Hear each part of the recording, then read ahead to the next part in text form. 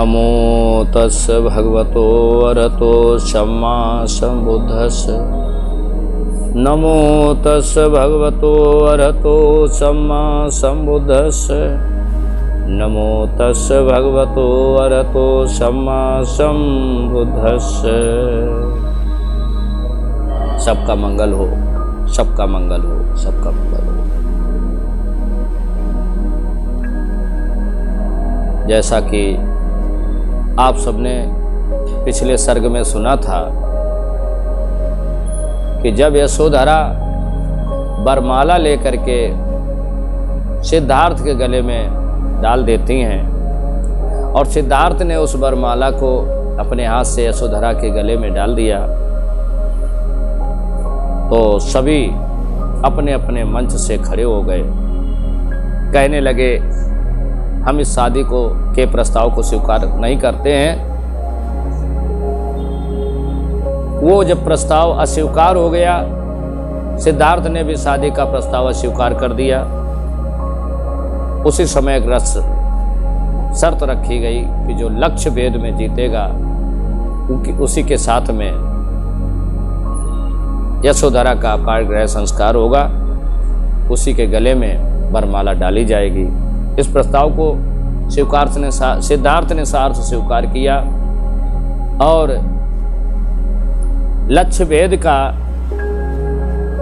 प्रस्ताव जब स्वीकार कर लेते हैं, अंत में लक्ष्य भेद भी की प्रतियोगिता जीत जाते हैं। और जब प्रतियोगिता जीत जाते हैं तो सिद्धार्थ के गले में वरमाला पड़ जाती है। यह देख करके साक्यन के मन मोद अपारा, अंक लगावई बारही बारा, करहीं कहीं सराय नगर नर नारी, तीनों लोक न अस धनुधारी। साक्यों के मन में अपार हर्ष हो गया और उन्हें बार बार हृदय से लगा रहे थे। नगर के सभी स्त्री पुरुष उनकी प्रशंसा करते हुए कहते, ऐसा धनुर्धारी हमने किसी लोक में नहीं देखा। यही विधि डगर डगर दिन मान जगर, जगर मगर लागत नगर, सय भोजन सय पान गान तान बहुविधि भाए हैं। रात में प्रकाश की ऐसी व्यवस्था हो गई कि गली गली में दिन उजाला जैसा फैल गया। दीपों की सजावट से नगर जगमगाने लगा। अनेक प्रकार के सय भोज सय पान एवं गान तान के आयोजन किए गए और घर घर में खुशियां छा गईं। जिस समय इधर धीरे धीरे सिद्धार्थ 20 वर्ष के होते हैं, तो जिस समय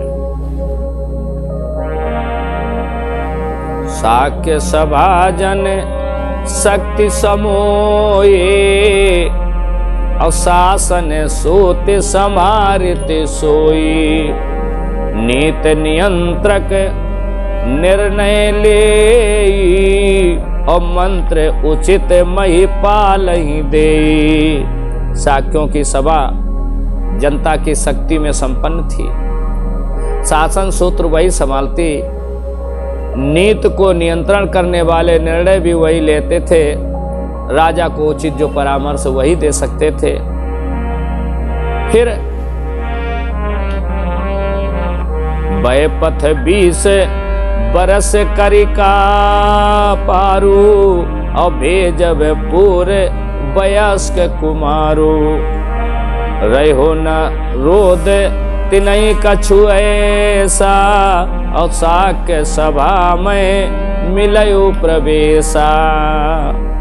20 वर्ष की उम्र होने पर जब राजकुमार पूर्ण वयस्क हो गए, तब उन्हें कोई रुकावट नहीं रह गई और साक्य संघ में उनको भी प्रवेश मिल गया। विधि निषेध समझाए सब, विधवत शपथ गाये, प्रज्ञ सभापति गौतमई लीन सदस्य बनाए। सभा के सभी नियमों को समझाकर तथा विधि पूर्वक शपथ ग्रहण करवाने के बाद बुद्धिमान सभापति ने सिद्धार्थ को साक्य संघ में ले लिया और सदस्य बना लिया।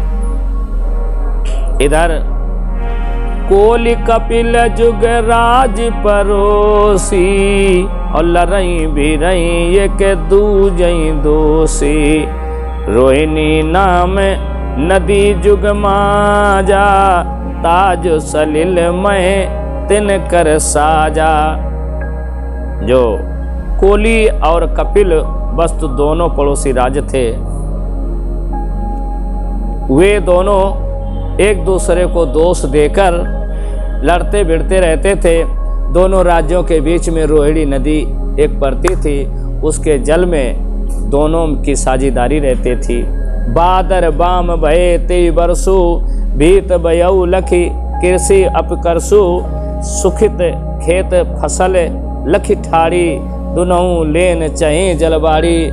उसी समय पानी नहीं बारिश होती है, जब बादल से बारिश नहीं हुई, फसलें बहुत हरी हरी हैं, बड़ी फसलें लहला रही हैं। कोलियों के बीच में और साक्यों यानी कपिल वस्तु और कोली के बीच में एक नदी रोहिणी नदी पड़ती थी, जिसमें पानी के बंटवारे की बात आती है।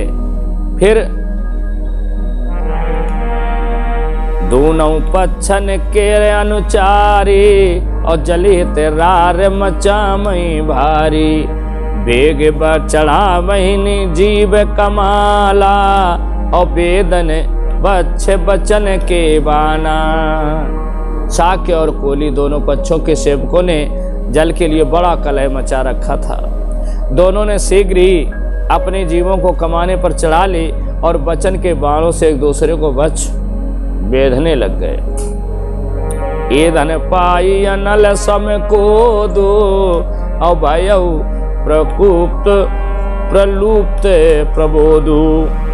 धाई भीरे बट आई समच्छा, गुत्थ में गुत्थ भय जुग पच्छा। अग्नि के समान क्रोधित अपशब्दों का ईंधन पाकर के प्रखर हो गया, इसका ज्ञान लुप्त हो गया। वे दौड़ भागकर आमने सामने आकर एक दूसरे से भिड़ने को तत्पर आतुर हो गए। दोनों पक्षों में गुत्थम गुत्था होने का समय आ गया पानी के बंटवारे के लिए। जैसा कि कई बार मैंने आप सबको बताया कि जल बंटवारा, जल की बात कई जगह प्रसंगों में मैंने आप सबको बताया। उद्धत कोलि कुमार कछु तबहि गए ताप आई, साक कमेरन मारि तिनि तुरत ही दीन भगाई। उधर सिद्धार्थ का मन घर गृहस्थी में नहीं लगा। आपस में एक दूसरे को लड़ते देखते हैं तो बहुत चिंतन करते हैं कि मनुष्य का जीवन मिला, वो मनुष्य ज्ञानी होता है, अपने ज्ञान के बल पर कुछ भी कर सकता है, कुछ भी कर रहा है। सिद्धार्थ मन में चिंतन करते हैं कि आखिर ये मनुष्य लड़ क्यों रहा है पानी के पीछे। आज पानी है, कल सूख जाएगा। युद्ध में अगर किसी मनुष्य के प्राण चले गए तो दोबारा प्राण आने वाले नहीं, ये देह दोबारा नहीं मिल सकती है। बहुत चिंतन करते हैं। इधर कोली लोग आ जाते हैं और साक्यों के बच्चों को मार पीट कर भगा देते हैं। क्या होता है जब साक्य कुमार भाग जाते हैं? हाहाकारी करत चर भागे, जाई जतैन जनपति आंगे। संकट काल समागत जाना, चतुर्मही पसचिउ मति माना।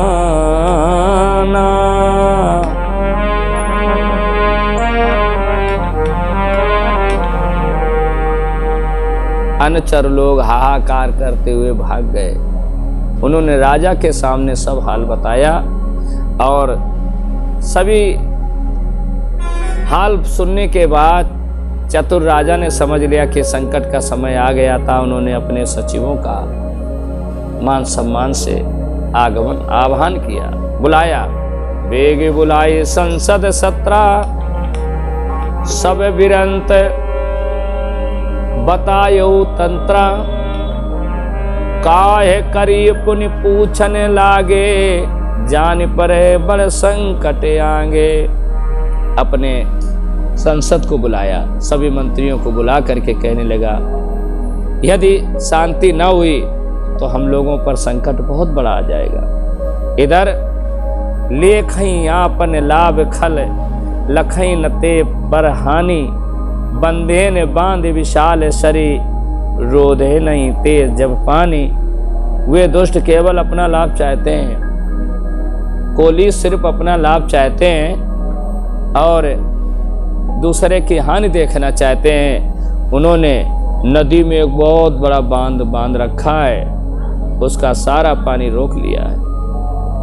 फिर उस बांध के से नहर निकलकर वे अपनी खेती चुपचाप सींच लेते हैं, पर हमें उस बांध से थोड़ा भी पानी नहीं लेने देते हैं। अगर हमारे सेवक कभी पानी लेने का प्रयास भी करते हैं तो वे गाली दे करके उन्हें मारकर भगा देते हैं। राजा प्रशासन प्रतिनिधि अयहु, निज मत मन न थोपन चहु, निज मत गोई निपटी निर्लेपु, सब बिरतंत कहू का छेपू। मैं राज्य के प्रशासन का प्रतिनिधि हूँ, सांसदों पर अपनी राय थोपना नहीं चाहता हूँ। मैंने अपने मतंब से गुप्त रखकर निर्लिप्त भाव से संक्षिप्त में यह हाल बता दिया है। इधर छारे सभा घर सचिवन साथा, अस कई गए नर नाथा। सर्व सभा सुनि पूरति रोसु, दही सभासद लही न तोसु। ऐसा कहकर राजा अपने मंत्रियों के साथ सभाघर छोड़कर घर चले गए। सब समाचार सुनकर आज सारी सभा क्रोध से भर गई। सभासद क्रोध से जलने लगे, उन्हें संतोष नहीं होता था। इधर अपने मन के विचारों को रोके न रखे, अपनी अपनी भावनाओं को भली भांति प्रकट करते सभापति की बात सुनकर लाल लाल आंखों वाला सोले के समान मुनु देवदत्त उठ करके कहने लगा,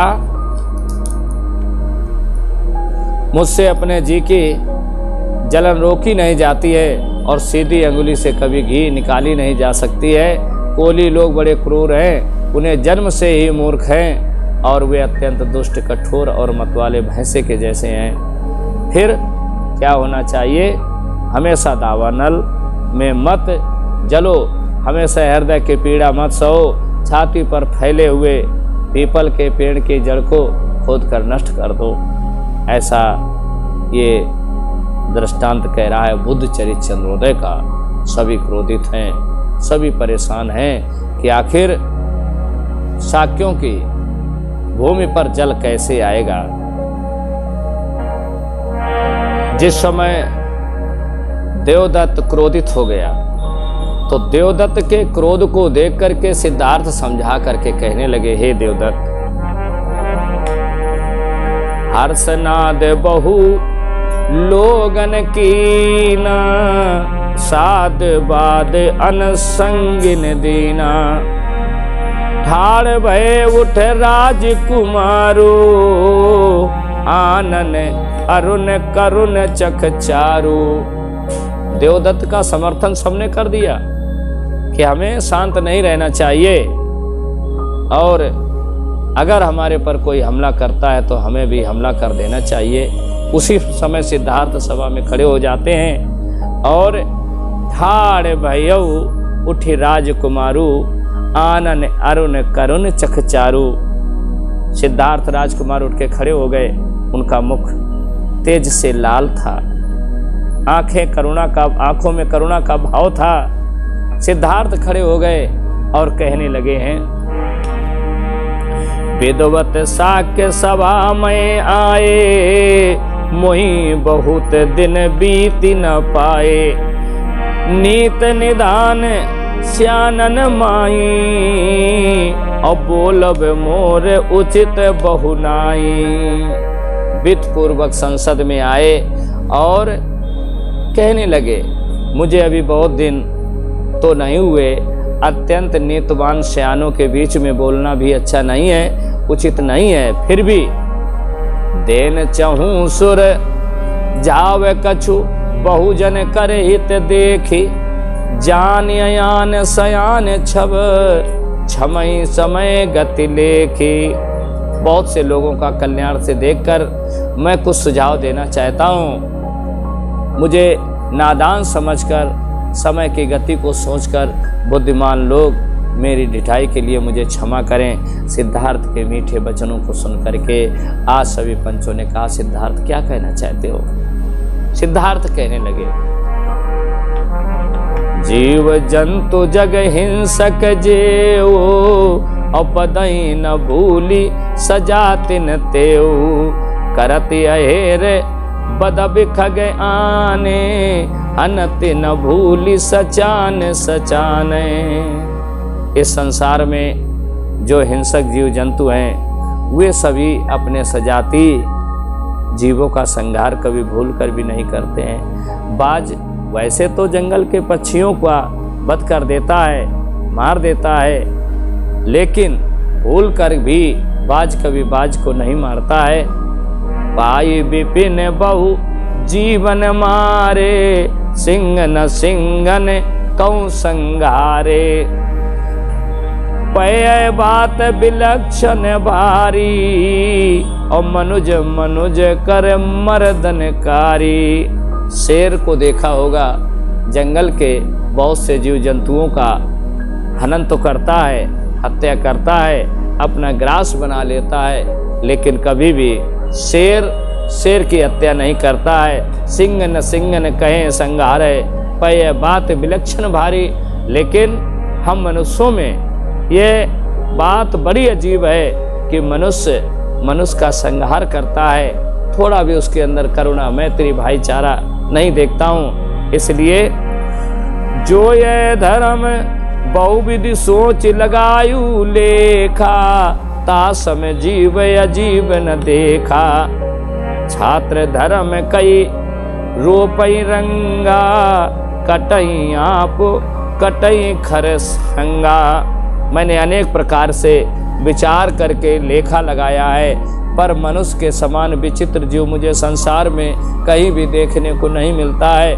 मनुष्य छात्र धर्म के नाम पर युद्ध छेड़ देता है और तेज तलवार से वो दूसरे मनुष्य की हत्या भी कर देता है, अपने हाथ से उसको काट भी डालता है। आज इधर जो यह धर्म तयद रम का, बूझति बुद्धि न सूझति राह। निज कद कहे धर्म परायण माने, धर्म या धर्म न मानुष म जाने। अगर यह धर्म है तो फिर अधर्म क्या है, यह बात मेरी बुद्धि नहीं समझ में आती है और ना मुझे कोई राय दिखाई देती है। यद्यप मनुष्य अपने आप को बड़ा धर्मशील मानता है, पर मुझे ऐसा लगता है कि वह धर्म और अधर्म को नहीं जानता है। हिंसक कर्म अधर्म बढ़, धर्म कबहू किमि होई। प्रश्न करेऊ अति अग्निमय, प्रज्ञ बतावई कोई। इस तरीके से बहुत सी बातें सिद्धार्थ ने रखी हैं। हिंसा कर्म तो बहुत बड़ा धर्म है, वह कभी धर्म कैसे हो सकता है। मैं तो अभी नादान हूँ और बुद्धिमान लोग मेरे प्रश्न का उत्तर दें और क्षमा करते हुए दें।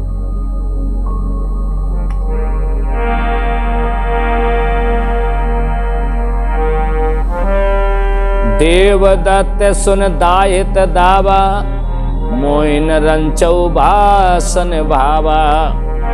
बैर विरोध मिटे मई माई, और लक्ष्य असंभव संभव नाई। जिस समय सिद्धार्थ की बातें देवदत्त ने सुनी तो देवदत्त क्रोध से जलने लगा, कहने लगा मुझे यह भाषणबाजी बिल्कुल भी पसंद नहीं आई। यह असंभव लक्ष्य कभी संभव नहीं हो सकता कि संसार से बैर विरोध समाप्त हो जाए। कुमार सिद्धार्थ की व्रत की बकवास करते हैं, पृथ्वी को छोड़कर आकाश में उड़ते हैं। अगर सब वीर लोग क्षत्रिय धर्म को छोड़ दें तो फिर शत्रु का सामना कौन करेगा। अस्त्र शस्त्र तज तपई धुनी तो पुनि होई मैं भट सुनी शत्रु मनुज कर मनुज समाना या जगु कौनऊ जीव न आना।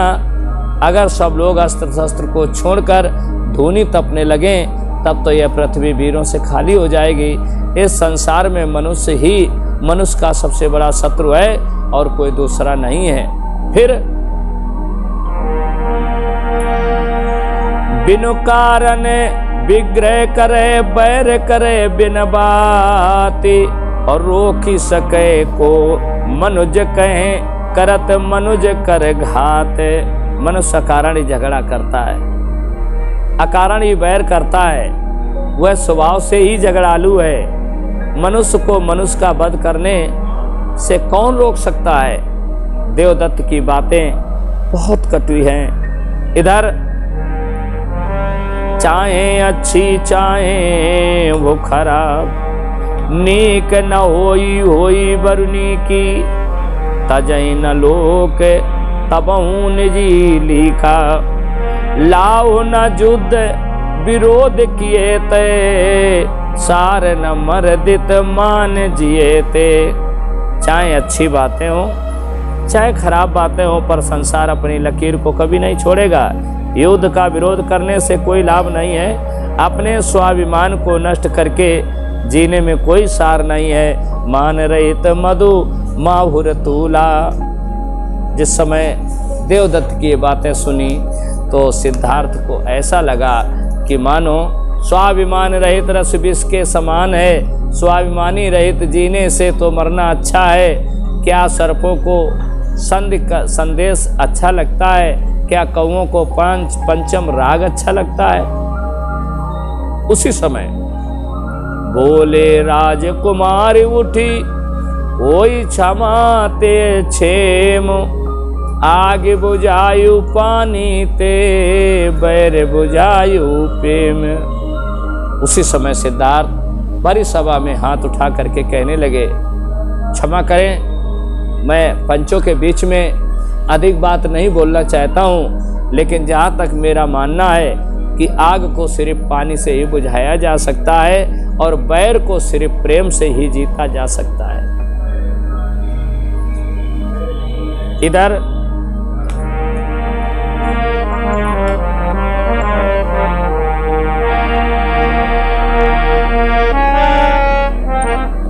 देखे रहे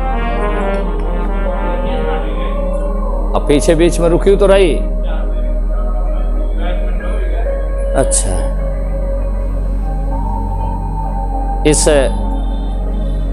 संवाद को लगातार अब आगे भी सुनेंगे। अगले सर्ग में किस तरीके से सिद्धार्थ अपने बुद्धि और विवेक से जीवों की हत्या और जो किस तरीके से संसार पे बुद्ध अपना ज्ञान देते हैं। कहने का तात्पर्य हमारा ये है कि पानी के विवाद में यहाँ से लेना, यहाँ से लिखे जो हम वक्तव्य कर रहे हैं, पीछे वाला वक्तव्य काट दो, यहीं से